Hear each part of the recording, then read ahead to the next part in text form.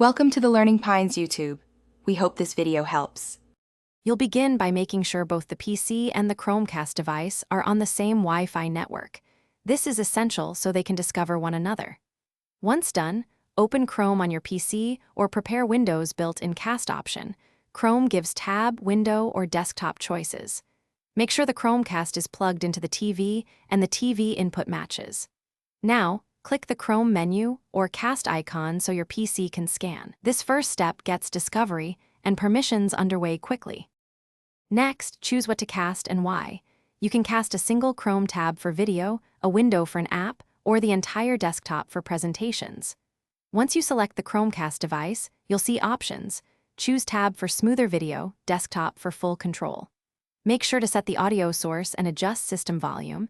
You can also change resolution in the app or lower bitrate if your network is slow. These choices control latency and visual quality, so pick according to your content needs. To finish, click the cast icon and select Stop Casting, or use Windows Action Center to disconnect. This cleanly releases the stream.